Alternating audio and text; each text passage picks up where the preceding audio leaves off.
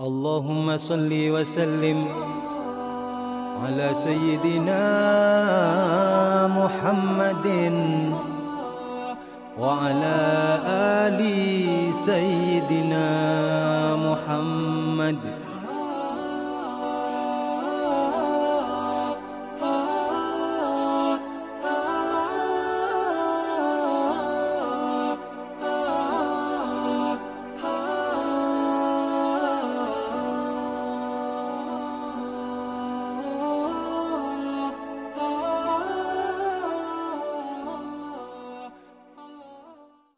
Bismillahirrahmanirrahim. Qala musannif wa syarihu rahimallahu taala wa nafa'ana bi ulumihim fid dharaini amin. Rabbi israh li sadri wa yassir li amri wahlul 'uqdatam min lisani yafqahu qawli. Bismillahirrahmanirrahim. Faslun fi zakatil fitri. Yuqalu shadaqatul fitri. Pasal menerangkan tentang zakat fitri atau lebih dikenal dengan zakat fitrah. Yuqalu shadaqatul fitri, ada yang mengatakan sedekah fitri, sedekah fitrah. Taji wa tajibu zakatul fitri bisalasati syara'id. Bisalasati syara'id. Zakat fitrah itu wajib dikeluarkan dengan 3 syarat. Apabila 3 syarat ini tidak dipenuhi, maka tidak ada kewajiban untuk melakukan zakat fitrah tersebut.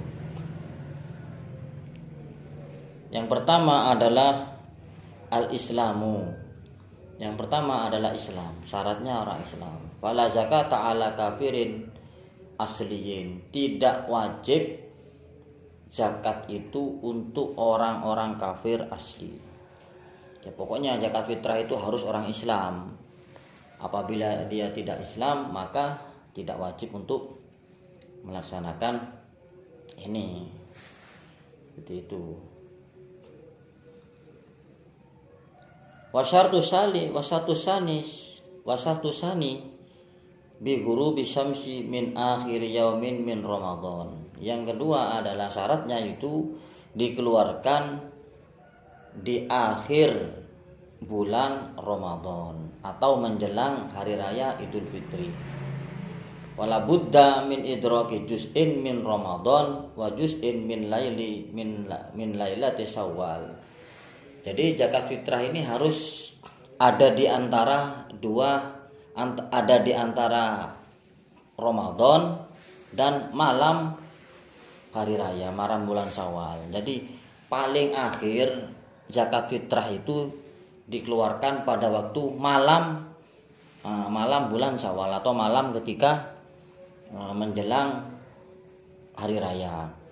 Semisal besok hari raya, ya malam ini harus dikeluarkan karena harus labudda min idraki juz'in min Ramadhana wa juz'in min lailati Syawal. Jadi harus berada di antara Ramadan ataupun di antara Ramadan dan bulan Syawal. Berarti kalau besok itu sudah puasa, maka sekarang ini, malam ini atau malam hari raya itu dikeluarkannya zakat fitrah. Lah apabila zakat fitrah itu dikeluarkan sebelum malam hari raya bagaimana? Tidak masalah. Yang penting dia berada di bulan Ramadan dan sebelum menjelang hari raya. Ketika dia sudah melewati hari raya, besok hari raya dan besok malam yang dikeluarkan sudah tidak bisa. Seperti itu. Wala budda min idraki juz'in min Ramadan. Wajib itu harus berada di bagian antara bulan Ramadan wa juz'in min lailati Syawal. Itu harus berada di sebelum Syawal atau malam takbiran. Seperti itu. Memang zakat fitrah itu ya seharusnya dikeluarkan di akhir-akhir Ramadan. Yang lebih bagus itu ya memang besok lebaran kita keluarkan sekarang itu. Tapi kalau sebelumnya tidak masalah. Yang penting itu sudah akan memasuki bulan Syawal. Ketika sudah melewati Syawal, dikeluarkan pada pagi Syawal, maka tidak boleh. Harus ada di antara puasa. Masih masuk dalam puasa, tapi besoknya akan lebih gampangnya gini wis. Pokoknya dikeluarkan pada akhir bulan Ramadan dan sebelum Syawal gitu aja, sebelum hari raya. Paling akhir yaitu malam takbiran atau malam hari raya. Besok hari raya sekarang itu harus dikeluarkan. Itu paling akhir. Ya kalau dikeluarkan pada tanggal 27, 28, 29 tidak masalah. Ataupun pada tanggal 30 tidak masalah. Yang penting dia masih ada di Ramadan dan belum memasuki bulan Syawal. Ketika sudah melewati Syawal maka tidak sah. Seperti itu.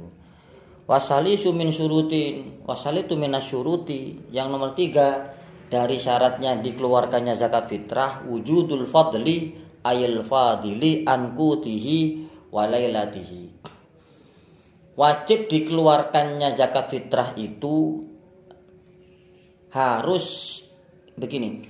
Wajibnya dikeluarkan zakat fitrah itu orang yang mengeluarkan zakat fitrah itu harus ada kelebihan yang dimakan gitu loh. Tidak ada kekurangan untuk yang dia makan.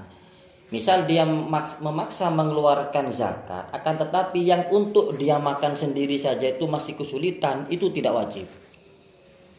Jadi dia itu wajib mengeluarkan zakat fitrah ketika semua kebutuhannya itu sudah terpenuhi, beras di rumahnya masih ada dan masih ada kelebihan untuk dimakan, maka tidak apa-apa. Tapi kalau tidak ada yang untuk dimakan, dia mengeluarkan zakat, tapi di rumahnya itu masih kekurangan beras, maka tidak wajib. Tidak boleh mengeluarkan. Jadi zakat fitrah itu tidak harus dikeluarkan setiap tahun. Jadi menunggu kekuatannya bagaimana, rezekinya itu bagaimana gitu. Kalau sekarang itu yang dimakan itu masih banyak berasnya, sisa berasnya itu masih banyak, ya kita boleh mengeluarkan. Tahun depan kok rezekinya tidak sama seperti tahun kemarin, yang dibuat makan saja itu masih kurang, nah, maka dia tidak wajib. Seperti itu. Jadi tidak wajib dikeluarkan setiap tahun, akan tetapi wajib dikeluarkan pada akhir Ramadan menjelang Syawal, ketika kebutuhannya sudah terpenuhi maka dia wajib. Kalau tidak dipenuhi, kekurangan dia, maka tidak wajib. Saya kira seperti itu. Istilahnya itu pokoknya ketika dia mengeluarkan zakat masih banyak makanan yang untuk persediaan makanan itu masih banyak, berasnya masih banyak, maka tidak masalah. Lalu orang-orang yang berhak menerima zakat itu siapa saja? Orang-orang yang berhak menerima zakat itu ada 7. Yang pertama adalah fakir, orang fakir. Orang fakir itu apa? Orang yang sengsara hidupnya, tidak punya kerja dan kekurangan. Itu. Jadi jangan sampai kita itu zakat fitrah, kita mengeluarkan zakat tapi kita salah sasaran, ya percuma. Jadi yang pertama adalah orang fakir. Orang fakir itu apa? Orang yang sengsara hidupnya, tidak punya kerja dan kekurangan. Yang dibuat makan itu kekurangan. Itu namanya fakir. Seperti itu. Yang kedua adalah orang miskin.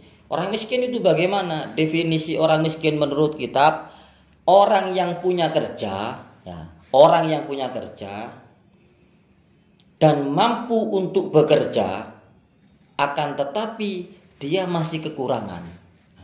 Orangnya itu punya kerja dan mampu untuk bekerja, akan tetapi dia masih dalam keadaan kekurangan. Itu masih mending daripada yang fakir. Kalau yang fakir itu tidak punya pekerjaan, bahkan mungkin juga bisa tidak mampu bekerja dan kekurangan, dia wajib untuk diberi zakat fitrah. Ya seperti janda-janda yang tua, dia tidak mampu bekerja, kehidupannya itu kekurangan, lah maka dia boleh menerima zakat. Atau dia punya kerja, dia masih mampu untuk bekerja, badannya masih sehat, dia mampu untuk bekerja, akan tetapi untuk membiayai kehidupannya dia masih kekurangan, dia boleh menerima zakat.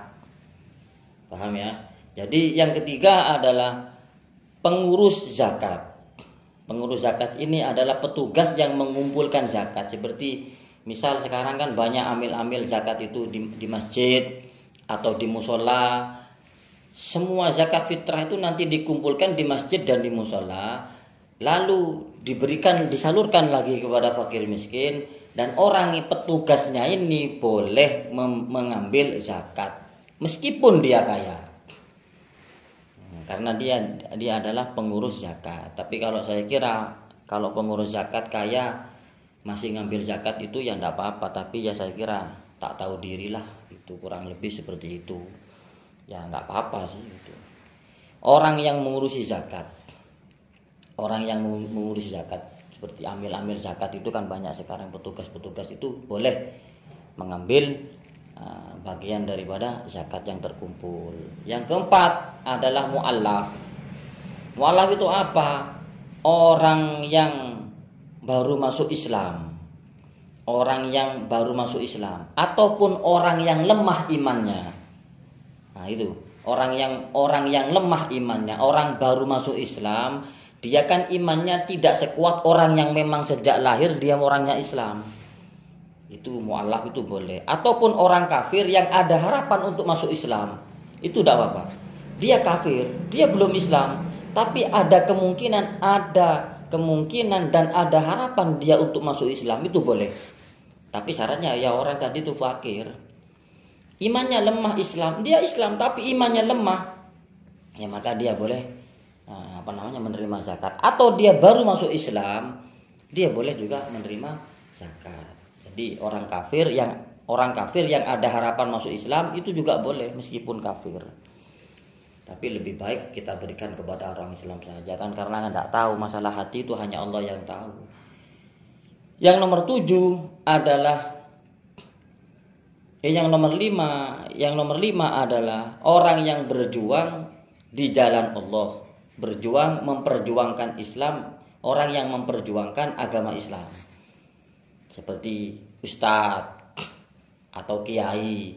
Kiai itu meskipun sudah kaya, meskipun rumahnya besar, kebutuhannya sudah terpenuhi, dia boleh menerima zakat. Orang yang memperjuangkan agama Allah.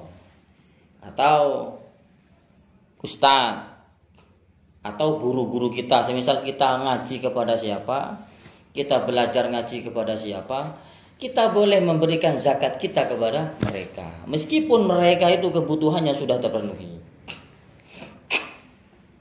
Seperti itu. Yang nomor 6, mohon maaf tadi saya itu salah, syarat-syarat orang yang berhak menerima zakat itu ada 6, bukan 7. Orang yang kelima adalah orang yang berjuang di jalan Allah, ya seperti ustadz, seperti kiai atau siapapun lah yang berjuang di jalan Allah, itu boleh menerima zakat. Yang keenam adalah orang yang sedang dalam perjalanan, bukan untuk maksiat. Misal ketika malam Syawal itu atau akhir bulan Ramadan itu ada seseorang yang di situ dia lagi dalam perjalanan, entah kemana, yang penting perjalanannya tadi itu bukan untuk maksiat, dan dia dalam keadaan kesengsaraan, dalam keadaan sangat membutuhkan bantuan, maka kita boleh memberikan zakat fitrah itu kepada mereka. Seperti itu, saya kira bisa dipaham ya. Lalu apakah ada orang yang tidak boleh menerima zakat? Ada. Orang yang tidak boleh menerima zakat itu yang pertama adalah keturunan daripada Rasulullah atau dzurriyyahnya Nabi, para habaib, Nah itu tidak boleh menerima zakat meskipun habib tadi itu dalam keadaan kekurangan. Itu tidak boleh menerima zakat. Misal kita senang kepada salah satu habib, lalu kita berikan kepada dia, meskipun dia adalah seorang yang berjuang untuk agama Allah, ngajar di mana-mana, ngisi pengajian di mana-mana, tapi seorang habib itu tidak boleh menerima zakat karena itu sudah ketentuan dari Kanjeng Nabi. Ya kita tidak boleh. Kalaupun kita mau memberi beras, ya jangan kita katakan, kita bunyikan bahwa itu adalah zakat fitrah. Ya cukup kita hadiahkan, ini hadiah saya Habib untuk sampean, sudah hadiah, bukan berarti itu zakat fitrah. Seperti itu. Yang kedua adalah orang yang tidak boleh menerima zakat adalah sanak famili. Sanak famili yang berzakat. Sanak famili yang berzakat. Kita punya saudara. saudara kita itu mampu dan dia mengeluarkan zakat, kita tidak boleh mengeluarkan kepada dia. Kita punya saudara, saudara kita tidak mampu dalam keadaan fakir dan miskin, tidak apa-apa. Juga kita tidak boleh mengeluarkan zakat itu kepada orang tua kita, kakek kita, istri kita, atau cucu-cucu atau anak kita. Tidak boleh. Misal kita punya zakat, kita berikan kepada orang tua, itu tidak boleh. Orang tua kita, meskipun orang tua kita itu dalam keadaan kekurangan. Misal kita punya orang tua, naudzubillah, kita punya orang tua kita itu kekurangan, sedangkan kita mampu untuk memberikan zakat fitrah, lalu kita berikan kepada orang tua kita, itu tidak boleh. Kalaupun dan juga tidak pantas, orang tua kita diberi zakat itu sangat tidak pantas. Ya lebih baik kalau kita beri ya sudah beri, jangan kita katakan itu adalah zakat fitrah. Atau zakat tadi kemungkinan kita untuk memakan zakat itu. Begitu. Ya seperti orang tua.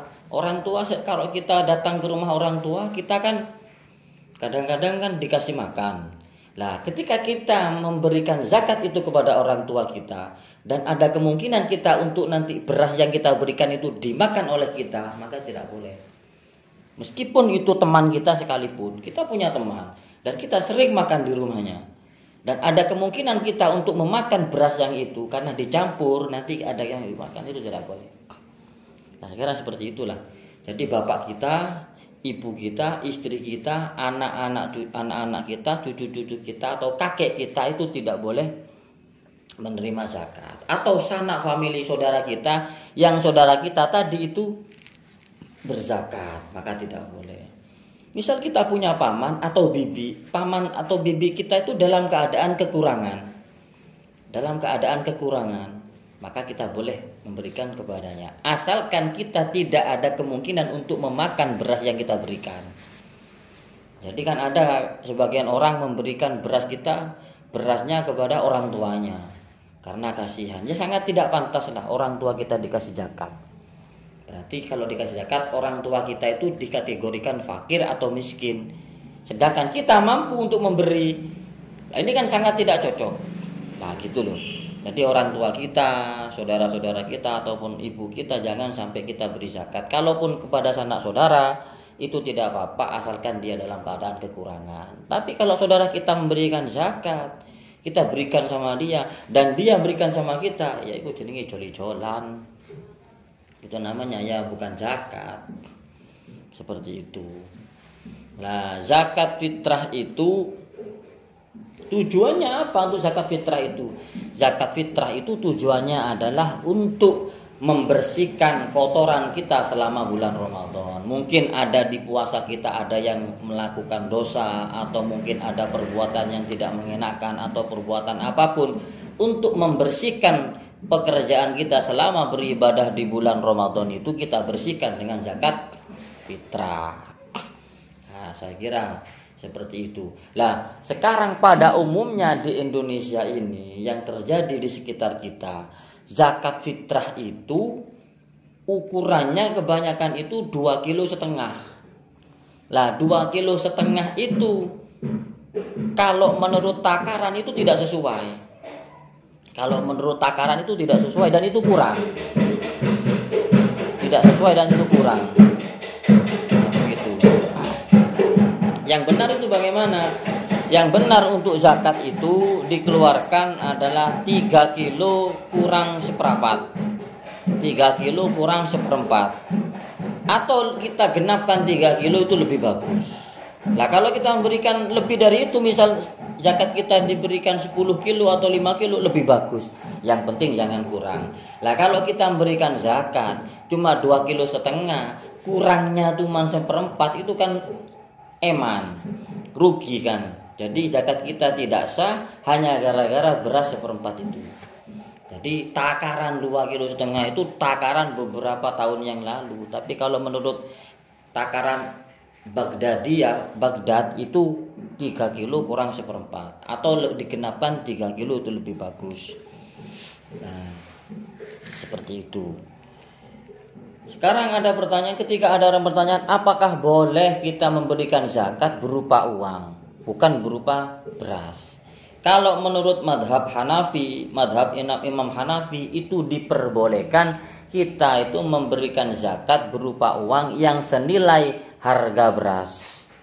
Misal harga beras itu 3 kilo 30.000, ya kita keluarkan 30.000. Seperti itu. Asalkan itu lebih dianggap bermanfaat daripada memberikan beras. Nah, misal ada orang fakir, dia lebih butuh uang daripada beras, maka kita berikan uang senilai zakat fitrah yang kita keluarkan, itu tidak masalah. Itu menurut madhabnya Imam Hanafi, tidak masalah, tidak apa-apa. Nah, seperti itu. Dan zakat fitrah itu ada niatnya, tidak harus langsung dikeluarkan. Niatnya nawaitu an ukhrija zakatal fitri lin nafsi lillahi ta'ala. Saya niat mengeluarkan zakat fitrah untuk saya sendiri lillahi ta'ala. Kalau kita meniatkan anak kita yang kecil tidak bisa niat, ya kita niatkan nawaitu an ukhrija zakatal fitri li waladi, siapa namanya sebutkan, lillahi ta'ala. Saya niat mengeluarkan zakat fitrah untuk anak saya yang bernama ini lillahi ta'ala. Seperti itu, harus diniati. Niatnya itu di dalam hati, tidak harus diucapkan. Nah, kalau untuk istri ya kita ganti li zaujati gitu toh. Lillahi ta'ala, saya niat mengeluarkan zakat untuk istri saya lillahi ta'ala. Kalau orang tua ya kita ganti, saya niat zakat fitrah untuk orang tua saya lillahi ta'ala. Seperti itu. Dan tidak harus berupa bahasa Arab, bahasa Indonesia saja sudah cukup. Bahasa Madura, bahasa Jawa, tidak apa-apa. Yang penting ada niatnya. Nah, saya kira penjelasan tentang zakat fitrah itu cukup sampai di sini. Apabila ya ada kekurangannya ya mohon ditambahi. Ya saya kira itu yang sering terjadi di sekitar kita adalah zakat fitrah itu dikeluarkan ukurannya itu 2,5 kilo. Itu saya kira harus dirubah menjadi 3 kilo kurang 1/4. Lebih baik digenapkan, lebih pun itu lebih bagus. Jangan sampai kita itu kurang dari 3 kilo kurang 1/4, karena itu tidak sesuai. Saya kira cukup. Ini menjawab ada pertanyaan yang datangnya dari Mas Jamil. Bagaimana hukumnya ketika kita dalam bepergian tidak sholat Jumat? Apakah boleh kita ketika dalam keadaan bepergian tidak sholat Jumat? Ketika kita bepergian tidak sholat Jumat itu tidak masalah, dengan syarat wa yahrumu alaman lazimathu al-jum'atu as-safaru ba'da zawali li'anna wujubaha ta'liqun bihi bimujarradi duhulil waqti illa ayyagliba ala dhannihi annahu yaqdirul jum'at yudrakul jum'at fi maqsidihi ala autorikihi li husulil maqsud aw yatadarra bi tahlubi ila laha anir. Haram hukumnya untuk orang yang wajib Jumatan bepergian setelah matahari muncul. Maksudnya begini, ada seseorang bepergian pada hari Jumat, dia keluar dari rumahnya, mulai dia pergi itu ketika matahari sudah muncul, itu haram. Atau sekitar jam 6, setengah 7, jam 6 dia itu pergi bepergian, rombongan entah kemana. Lah itu dia itu haram hukumnya haram, tidak boleh. Lah ketika dia itu perginya setelah sholat subuh, maka dia tidak sholat Jumatan, tidak apa-apa. Tapi ketika dia itu bepergiannya sudah matahari sudah muncul, itu haram, illa kecuali ayyagliba ala dhannihi annahu yudriku al-jum'ah. Kecuali dia sudah memperkirakan bahwa saya nanti berangkat jam 8. Saya mau pergi ke Solo semisal. Saya mau pergi ke Solo berangkat jam 8. Nanti nyampe Bojokerto jam sekian. Nanti saya ini akan sholat di Jombang. Di Jombang sekitar nyampe jam 11. Nanti jam 11 saya langsung cari masjid, saya sholat di Jombang. Itu tidak masalah. Nah kalau kita misal ke Jakarta, Setelah kita ke Jakarta langsung lewat tol langsung ke Jakarta. Di sana kan tidak ada Jumatan, langsung ke Jakarta. Sampai Jakarta jam setelah asar misal. Dan kita perginya sekitar jam 7. Lah ini haram hukumnya. Seperti itu. Lah ketika kita pergi setelah subuh, sholat subuh, kita berangkat langsung tol sampai sana itu jam asar, sekitar asar, kita tidak Jumatan tidak apa-apa, akan tetapi diganti dengan duhur. Tapi ketika kita keluar rumah itu matahari sudah muncul dan kita meyakini bahwa nanti kita akan bepergian, nanti kita sholat di sini, di daerah ini jam sekian, maka tidak apa-apa. Nah, seperti itu. Yang haram itu ketika kita sengaja tidak melakukan sholat Jumat dan bepergian kita setelah matahari muncul, itu tidak boleh. Kita pergi ke Banyuwangi jam 8. Nyampe sana sekitar duhur lebih atau asar. Nah, nanti kita ke sana.